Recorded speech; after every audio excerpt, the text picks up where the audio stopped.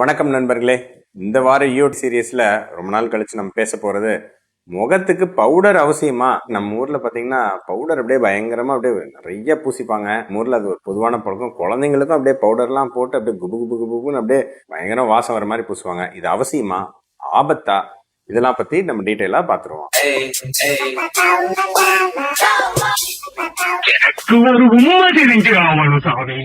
Powder அப்படின்னு நம்ம சொல்றது பேசிக்கா இதோட கெமிக்கல் பேர் என்ன அப்படின்னு பாத்தீங்கன்னா டால்கம் பவுடர் அப்படின்னு சொல்றாங்க. அது ஏன் டால்கம்?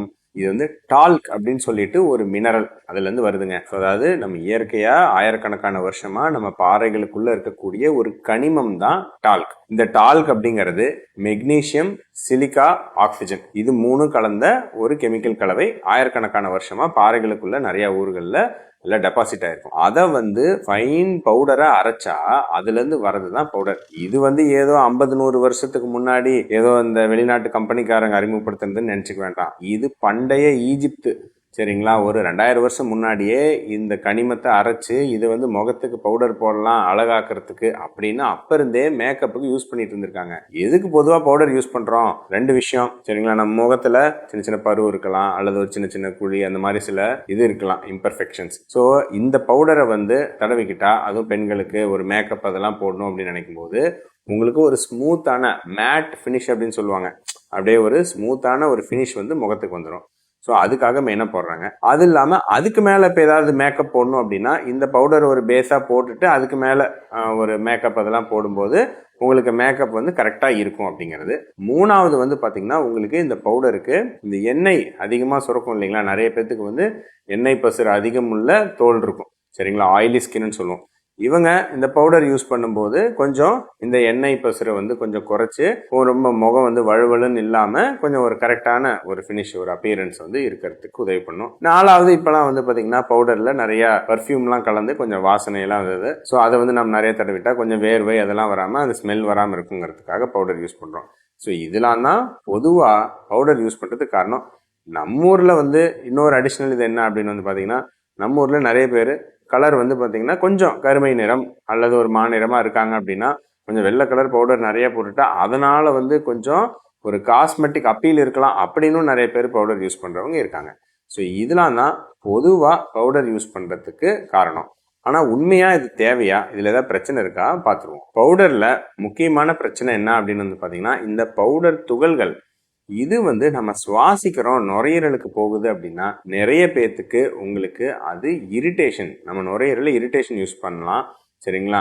ஸோ இந்த இரிட்டேஷன் ஏற்படுத்துறதுனால உங்களுக்கு நிறைய பேர்த்துக்கு ஒரு அலர்ஜி, ஆஸ்துமா, தும்மல் இந்த மாதிரி பிரச்சனைகள் நிறைய வரும். ஆல்ரெடி வந்து வீசிங்க அல்லது ஆஸ்துமா அல்லது அலர்ஜிக் ரைனைட்டிஸ், அடிக்கடி அடுக்கு தும்மல் இந்த மாதிரி வரவங்க இந்த பவுடர் யூஸ் பண்றது தவிர்க்கிறது நல்லது. இதை அடிக்கடி சுவாசிச்சு ரொம்ப நாள் நுரையீரல் டெபாசிட் ஆனா ஈவன் டால்கோசிஸ் அப்படின்னு சொல்லக்கூடிய ஒரு மெடிக்கல் கண்டிஷன் கூட இருக்குங்க. இந்த டால்க் பவுடர் போய் உள்ள நுரையீரல் டெபாசிட் ஆகி நுரையீரல்ல பாதிப்பு ஏற்படுத்துறது.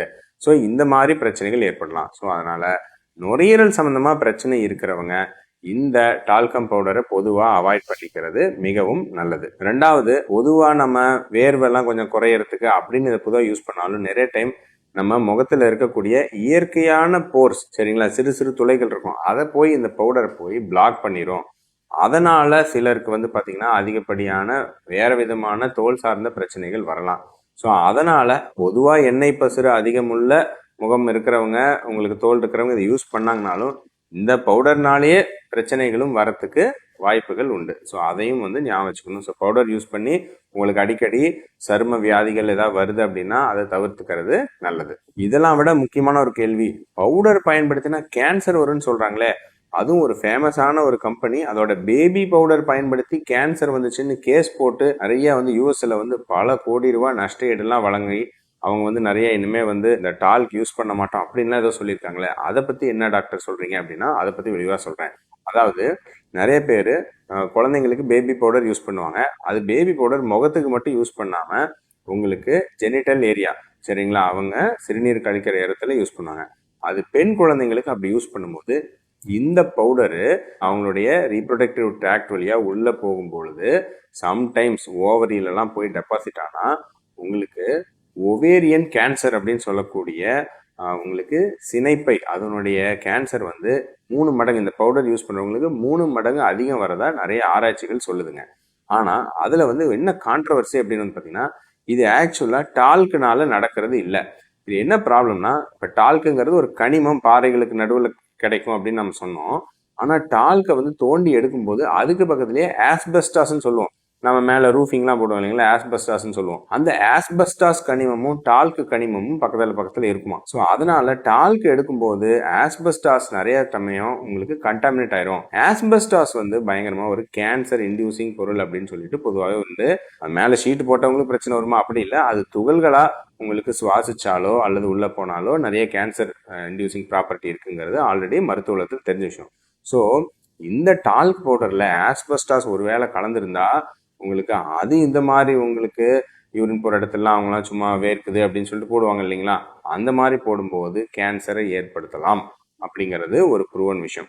அதனால இந்த டால்க் பவுடர்ல ஆஸ்பெஸ்டாஸ் கலந்துருக்காங்கன்னு ரொம்ப ஸ்ட்ரிஞ்சென்ட்டாக வந்து அவங்க மானிட்டர் பண்ணுவாங்க. அப்புறம் நிறைய வந்து கேஸ்லாம் போட்டு கடைசியாக அந்த ஃபேமஸான கம்பெனி அவங்க வந்து சரி இந்த பிரச்சனையே வேணாம், நாங்கள் வந்து பவுடரில் அந்த டால்க்குங்கிறதே யூஸ் பண்ணலப்பா, நாங்கள் வேற ஏதாவது கார்ன் ஸ்டார்ச் அப்படின்னு சொல்லுவாங்க சரிங்களா, நம்ம சோளத்துலேருந்து ஸ்டார்ச் வரும் அல்லது ரைஸ் ஸ்டார்ச், அந்த மாதிரி நாங்கள் எதாவது யூஸ் பண்ணிக்கிறோம்.